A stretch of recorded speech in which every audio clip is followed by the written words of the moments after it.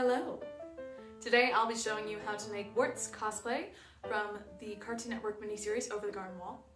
I did have this planned to come out Halloween weekend, but I had a convention to go to and I had a cosplay cabaret live stream to do earlier that week, and it's almost December, but it's still spooky season. Technically it's still fall until like the end of December. So without further ado, let us get into this costume. Okay, you can leave now. Yes, I'll give you a treat. I did bribe you after all. As you can see, I am in the comfiest, fallest sweater, autumnist sweater I own. Just for this video, just for you. So the first thing I did was I created my pattern, and I could do a whole video on how I did that, but not right now. But however, my pattern is available on Etsy if you would like to make this cosplay yourself. This is also going to be a great visual aid for anyone who has bought that pattern. To the 10 people who have bought that pattern so far, thank you so much. I really appreciate it. Like, holy cow. Wow. Anyway, so first thing I did was I printed out my pattern and I taped it all together and laid it on some muslin. Muslin is a great fabric to use for a mock-up of your cosplay. Mock-up meaning it's just the first draft. It's what everyone uses for their mock-ups. So what I did was I cut it out and I followed all the instructions, kind of, and I sewed it together to make my mock-up. What I used for this costume were 6 gold or brass buttons, your choice on buttons, whichever you want to use, red lining fabric, some navy satin fabric, and then some interfacing. The interfacing is going to be used for the collar as well as the hat. You could also make this hat out of foam. There's nothing wrong with making it out of foam. If you did purchase the pattern on Etsy, I do give you a full tutorial on how to make the pattern out of foam as well. So no worries. What you're going to do is you want to cut out your cape and collar as instructed by the pattern. And honestly, this cape took me forever to cut out because the width of my fabric was not wide enough for me to cut it all into one piece, because if you see on the pattern, it is cut on a fold. And unfortunately, when I bought this fabric, the lady said it wasn't big enough, and I was like, what do you mean? It's not, what do you mean? Like, what? By the time I cut out the cape, I forgot that the fabric wasn't wide enough, so I tried to like miscellaneously match it like all together, and I tried like flipping the fabric over and flipping it over again, and I was like, it's not working. Oh my gosh, it's not working. Like, what do I do? Oh my gosh, I'm freaking out. And then I was like, oh, yeah, I have to cut it into 2 pieces. Why? This pattern was supposed to be so easy. This cosplay was supposed to be so easy. It was going to take me no time at all. I was so wrong. Once I had my lining pieces sewn together and also my cape pieces sewn together, now it was time to attach the lining to the cape. So what I did first was I pinned together the sides of the cape, and you want to do this first just in case you need to hem your cape at all. But considering I made a mock-up of this already and I knew that it was the perfect length for me, I didn't really need to leave the bottom open. So after I sewed the sides together, I then pinned together the bottom of the cape and the lining, and then I sewed those together. Then once I pressed all my seams, I then trimmed them with these zigzag scissors. And the reason why I did this is because satin is a fabric that frays, and if you do not trim these seams properly, then the fabric will fray and your stitch will come undone, and you can't put it back because the fabric's frayed and it's messed up, and now you gotta like start all over again. And nobody wants to do that. I don't have time for that. So we did this. Then once all of my seams were trimmed and flattened, I then turned it all inside out.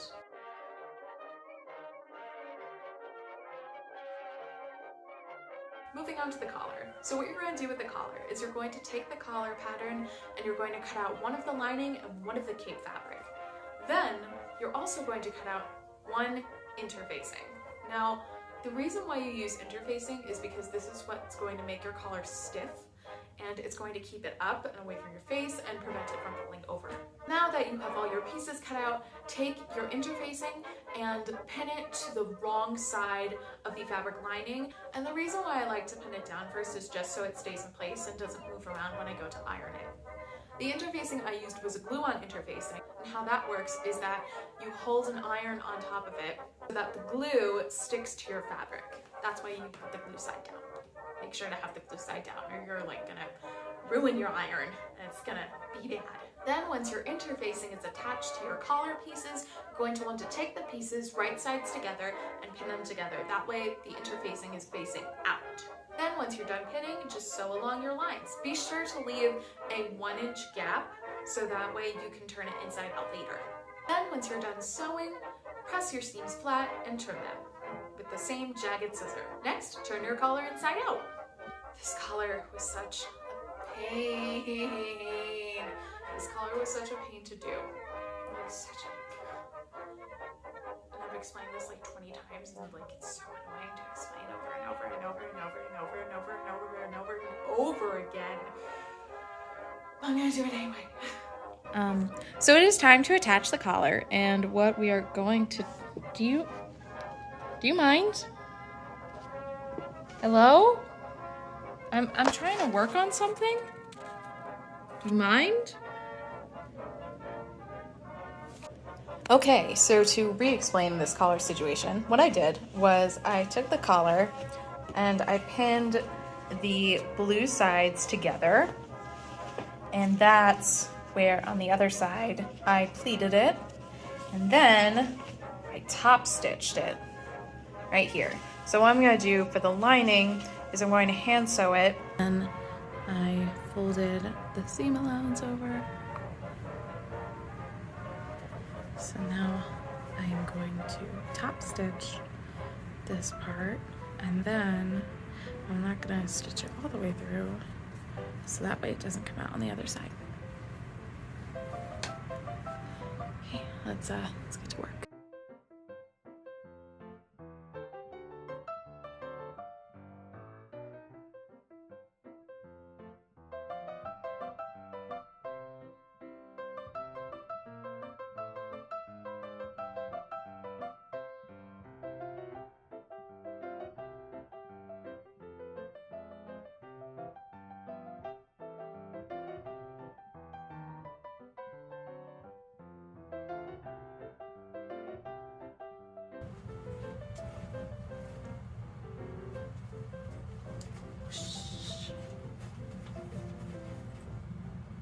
So next we're gonna move on to the buttons. And what I did for the buttons is I took a ruler and I measured how far down I wanted my buttons for my collar. So I measured, I believe about 2 inches. And then what I did is from the very edge of the cape, I measured inward about, I wanna say 1.5 inches, half inch to 1 inch.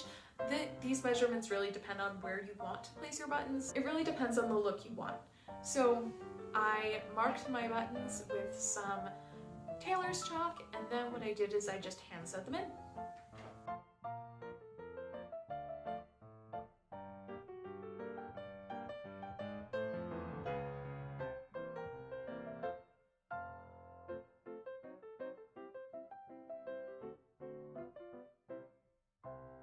Salem?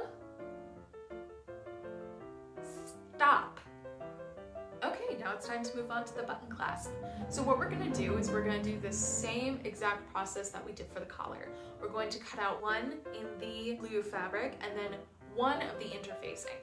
What we're going to do is we're going to put the right sides together, pin them along our lines, and then sew, leaving about 1 inch gap for us to turn it inside out later. And once it's all sewn together, we just press our seams and trim with that special jagged scissor, and then flip it inside out. Now that that's all done, we just need to make 2 buttonholes using our machine. Okay, onto the cone. Honestly, I thought this cone hat was gonna be so easy. I was like, oh, it's a cone, it's not gonna be hard, it's not gonna be hard at all. I'll like do it in a day. And then I made it, and then I messed up. Why are cones so difficult? Why is this so difficult to do? But I found a perfect way to do it. Okay, so how I made the hat was I first made a compass, and how I did this was I took a pencil and I tied a ribbon to it. I made sure to mark the ribbon at 20 inches, 23 inches, and 24 inches. And the only reason why I did this was because I really didn't know how tall I wanted this hat to be. And I knew that if I had multiple lines to work with, then I could figure it out as I went along, and it would help me decide better.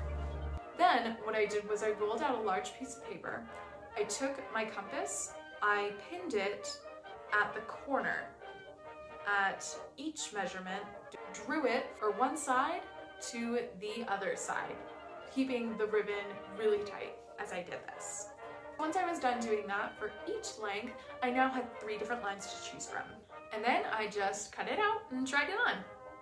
Obviously it was way too big. So this is how I fixed it. Okay, so after I folded the cone in half and taped it, I then measured out how tall I wanted the hat to be, which I decided on 20 inches. Then I measured the circumference of my head, giving myself about an inch of wiggle room, leaving me with 23 inches. So I need a 23-inch circumference and a 20-inch height. Now how I got that was because I folded the hat in half, I divided my circumference by 2 and got 11.5. So what I did was on my 20-inch line that I marked earlier, I marked 1-inch points all the way until I got to 11.5, and then from there I drew a straight line from that marking all the way to the top of the hat, and now that will be my new hat template with my exact measurements. So once you finally have your hat pattern done, I know this is taking so long. I was like, this pattern is going to be so easy, right? So wrong. So once you have your hat pattern all figured out, cut it out of your red lining fabric and of your interfacing. I did not have enough red lining fabric for this, so I had to cut it into 2 pieces instead of 1, like I did with my cape. This was supposed to be so easy. Now you're going to attach your interfacing exactly how you did with your collar and with your button clasp. And once your interfacing is attached, it is time to sew together your hat. Once your hat is sewn together, be sure to press your seams flat and then trim the excess fabric and turn it inside out. Finally, for the hat, what I did was I pinned the inside of the fabric. I just tucked it in a little bit and then sewed that down so I have a nice clean finish. And then the hat was all done. And with your hat now completed, your cosplay is now done. Gosh, I thought this was going to be so easy and I had it all planned out, but of course, like, everything just kept going wrong. And oh gosh, it was just, it's done. That's all that matters. I really love it though. This cosplay was super comfy to wear at the convention. It was awesome. Everyone really liked it. I wore it actually on Halloween and everyone I saw was so happy and they're like, oh my gosh, you wore it and it's Halloween. And I'm like, I know, it's so cool. And it was just a lot of fun. I had a lot of fun wearing this costume, and who doesn't love wearing a swishy cape? I mean, come on. If you would like to see this cosplay in action, be sure to check out my Into the Unknown music video. I will put it somewhere on this screen. And that was also the video I used for Geek Life Rules Cosplay Cabaret Halloween Edition. So if you would like to see that, click that. If you would like to purchase this pattern, it is available on my Etsy store. Link is down below in the description. And I will see you guys again. Bye.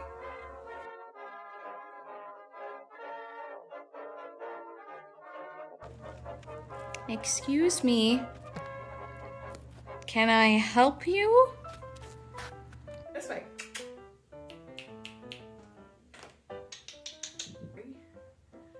And wait. Red.